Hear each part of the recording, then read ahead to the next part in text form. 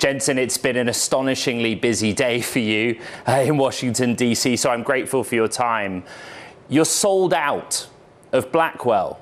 That's what you said, but also that $500 billion forecast, which is Blackwell Rubin, has room to grow. How do those fit together? I said sales are off the charts for Blackwell, and Nvidia GPUs in the cloud are sold out. We got plenty of Blackwells to sell you. We have lots of Blackwells coming.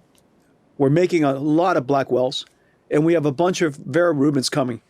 And so business is very, very strong, but we've planned our supply chain incredibly well. We have the largest supply chain in the world. Our partners, TSMC, our memory partners, SK Hynix, Micron, Samsung, are doing a fantastic job supporting us.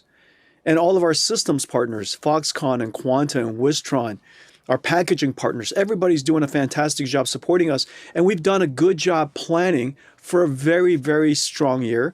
And we've done a good job planning for Vera Rubin. So sales are off the charts.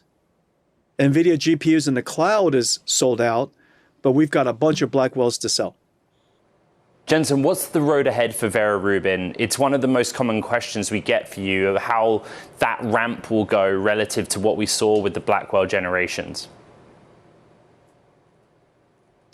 Well, the silicon for Vera Rubin, 7 different chips are back in our labs. And the bring up is happening across engineering teams. Probably a couple of 20,000 people are working on bringing up Vera Rubin. From silicon to systems to software to algorithms, people are working around the clock, and this bring up is going beautifully. We're on track to deliver Vera Rubin about Q3 timeframe of next year, continuing our once a year cycle. Vera Rubin is already assured a huge success. Everybody's incredibly excited about it. Can't wait to show everybody. And then one last thing is that the rack architecture, the rack scale architecture is completely revolutionary. It includes a scale up switch called the NVLink. NVLink 72, our 5th generation, is the only one of its kind in the world. This rack architecture, which is incredibly complex, started with Grace Blackwell, then Grace Blackwell Ultra. It is transition to Grace Blackwell Ultra is incredibly seamless. The same rack scale architecture is going to be used for Vera Rubin. And so the supply chain is all used to it. This complexity that we enjoyed with Grace Blackwell transition, we're now incredibly smooth running. And so I think Vera Rubin is going to be just really smooth, and we're going to ramp it really hard. Jensen, I tried to go through what the CFO Colette Kress said about China. In the quarter gone, it seemed like there was not meaningful H20 sales because the demand wasn't there, even if you were permitted to sell H20. And then in the current period and going forward, Nvidia seems committed to working with both the United States and China to sell what Colette called more competitive compute. Where do we stand with that? And could you just clarify what Colette was talking about in the current state of play for China? The most important thing she said is that we've said for some time now, our forecast for China is 0. All of our forecast, the guidance that we showed, 0. We should start, that's the most important thing that she said. She also said that effectively China is a very important market to us. It's very important to the United States. It's very important to China. We would love the opportunity to be able to re-engage the Chinese market with excellent products that we deliver and to be able to compete globally. The Chinese market is very large. This year, my guess is probably about $50 billion. It's great for the American people that we're able to compete in the Chinese market. It's great for the China market that we're able to provide NVIDIA's technology to them. It's great for the rest of the world as Chinese software companies and Chinese open source models leave China and are used all over the world. And so I think it's fantastic that it would be fantastic if we're able to participate in the China market. But for now, we should just assume our NVIDIA's forecast for China market is zero. We're going to continue to engage the U.S. government, continue to engage the China government to advise them and to encourage them to allow us to go back and compete in the open market. And so until then, we should assume zero. Jensen, during the call, the US Commerce Department issued a statement saying that you are now permitted to export up to 35,000 Blackwell chips each to both Saudi's Humane and to the UAE through G42. But there are some requirements that the US has of you, in particular around controls of preventing tech transfer to China through the Middle East. What can you tell us about your understanding of what the US government's asking of you there? That element has been around for a long time, is to prevent diversion. Of course, over the years, people have speculated about diversion. We've chased down every single concern, and we've repeatedly tested and sampled data centers around the world and found no diversion. And so this is an area that will continue to be rigorous on. And there's a lot of different ways to comply.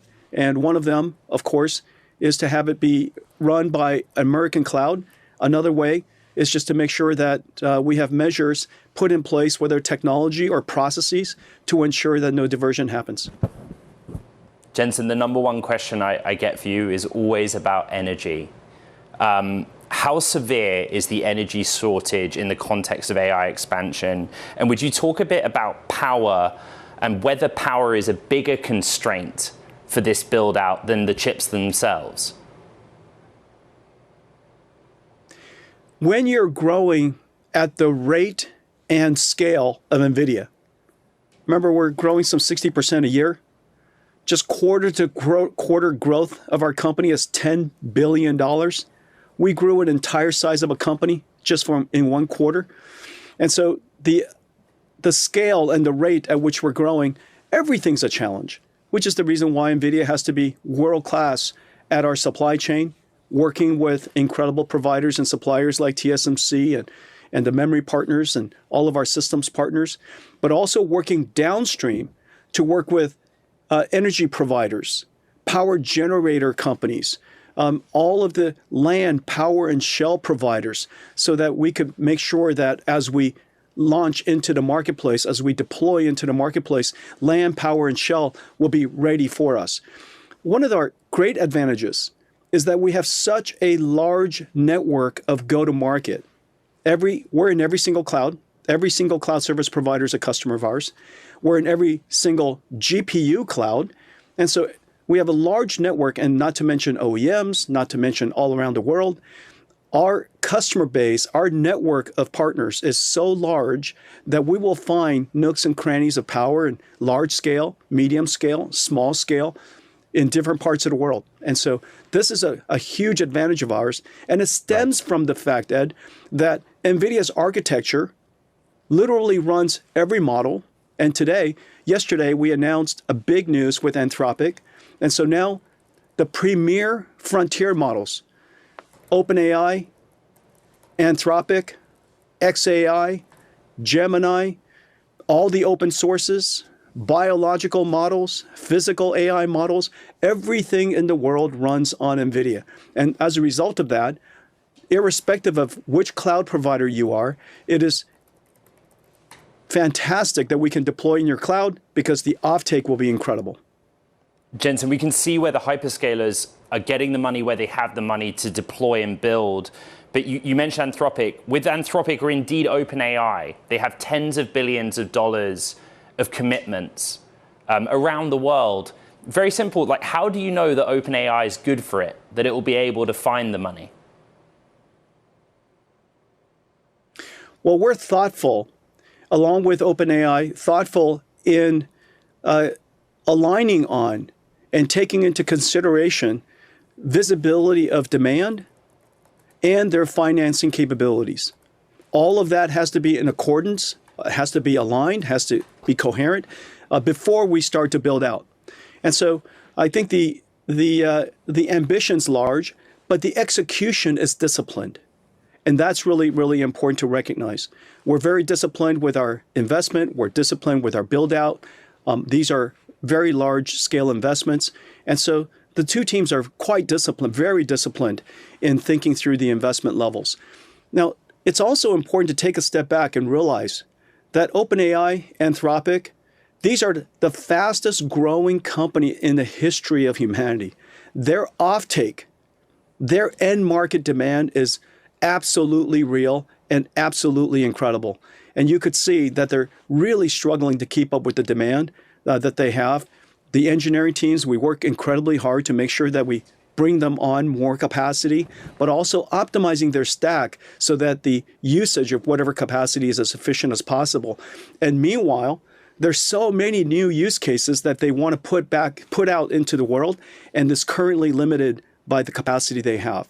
And so this is a really important time. You're seeing an exponential growth in the amount of compute demand necessary for AI. You're seeing an exponential growth of adoption and use of AI, and the number of applications that are going to be using these AI is also growing. And so we've got to do our best to support the scaling out of two of the most consequential companies in history, and we're delighted to be partnered with them.